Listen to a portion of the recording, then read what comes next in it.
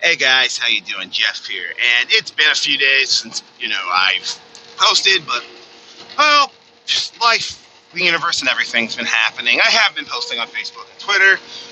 Got into it a bit with just some guy. He and I had a difference of opinion. No hard feelings. I hope he doesn't have any. I just got sick and tired of the argument and conceded the point. Though I still feel strongly about it, but hey, that's just me. And if he wants to paint me like I'm some psychopath Judge Dredd, whatever. But anyways, that's not the point of this video. I was just letting you all catch up with me. And to all the new subscribers who've come in, because a couple more have filed in, thank you for showing up, thank you for subscribing, thank you for doing all the good stuff, and thank you for taking the time to listen to me. Though it seems to be my FU Biden video that seems to be drawing in the most amount of fans. I find it hilarious, but hey, there it is. But now that I've rambled on for a minute, let's talk about the meat and potatoes of today. That would be Star Trek on this day, launched in 1966. Now that's a good decade and a half before yours truly was even on the scene. I was born in 82, so don't hold it against me. And I know some older heads have watched it since its inception. I am envious of you that you got to watch it when it first aired, just like my dad. But I was a little late to the scene, but hey, Star Trek still means a lot to me. And I wish I still had that poster that my dad got for me that was all the things I learned from Star Trek, When in doubt, always trust the hunch. Keep your phaser set to stun. It was just like a list of like 20 things. I don't even remember them all off the top of my head anymore. I know another one was like, Klingons don't like tribbles, and tribbles don't like Klingons. But, Star Trek's been a part of my life. Some of the first Halloween costumes I ever wore were TNG costumes. Now, granted, never could find the red one, though that's probably a good idea. I usually ended up in the science outfit, because they didn't have engineering, but they always had a science uniform in my size. I guess that should have been hey, stupid, get into science. Maybe I should have.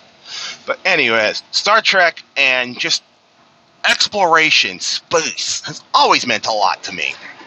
I mean, one of my earliest memories was sitting there the day the Challenger exploded. 1984. I still remember that vividly because my dad and I sat to watch it, and then we literally sat there and watched it explode, and it was like, oh my God. I was like, Dad, did that just happen? And he's like, oh yeah.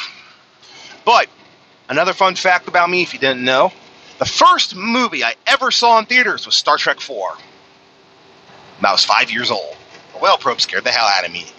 Left a little early because, I'm a little 5-year-old, and that whale probe was just loud, and it just scared the crap out of me. But what do you expect? I was 5 years old at the time. Now I think the whale probe's hilarious. Time. Boy, Star Trek has just, over the years, meant so much to me. My favorite movie of all time is Star Trek II: The Wrath of Khan, which is another one of my fondest memories, because it's the real first interaction with Star Trek I can vividly remember, because my dad, he sat down to watch it. He had a quart of Haagen-Dazs strawberry ice cream, which he loved to eat, and I loved to eat with him.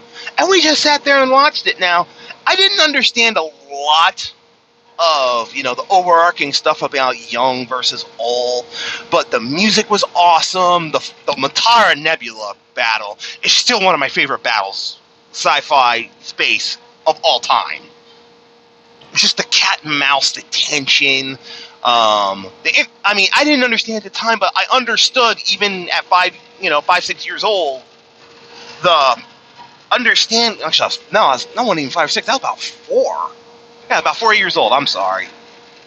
I'm about 4 years old. Even then, I understood Khan was the bad guy. He had a history with Kirk. I didn't understand what, I didn't understand why, and my dad showed me a little bit when I was older, Star Trek Space Seed, where you first meet Khan, and stuff made a little more sense, even though it wasn't until I was way older that I finally started really understanding the mechanics behind it. But that's one of the great things about Star Trek. You can watch stuff as a little kid and just not pick up on things. Until you get older and you have more information and then more stuff starts processing, like especially, in Star Trek II: The Wrath of Khan, the relationship between, Kirk and Savick, young versus old, and it's like the older you get, the more that just clicks in for you.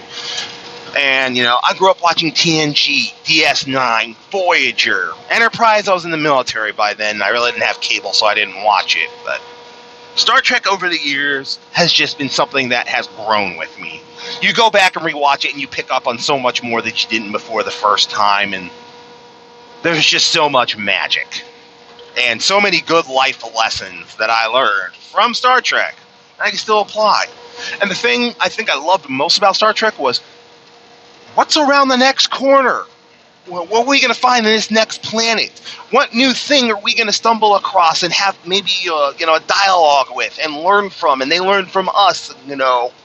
We keep up the formulations. It was that kind of stuff that really made me want to be an explorer, though I never was able to do it. Though, in a certain roundabout way, I guess being a truck driver, since I get to explore the nation at given intervals, is kind of nice. But Star Trek, up until Enterprise, and hell, even the JJ movies didn't bug me all that much, though. Into Darkness, once the shine wore off, it was like, ugh, God, I can't watch this anymore. But yeah, but there's just so much that went in, and to Mr. Harv Bennett, you, sir, saved Star Trek. You made it so we could have the TNG, because if Wrath of Khan had flopped, there would be no more Star Trek. Wrath of Khan would have been it. But instead, you lit the spark, to steal a turtle phrase, which, don't get me started on that one. But he lit the spark that turned it into one of the biggest franchises. And oh, how Kurtzman, you have killed it. But I'm not going to go there. I'm not going to sit here and smack talk on Star Trek there. But anyways, let me know in the comments below, what was your major interactions with Star Trek? What got you to love the franchise?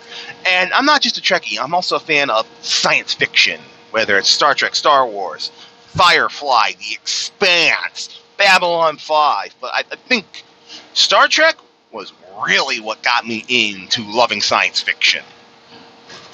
I think from Star Trek, I springboarded to everything else.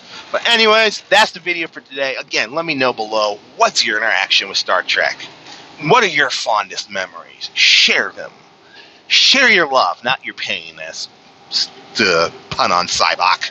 And I'll catch you next time.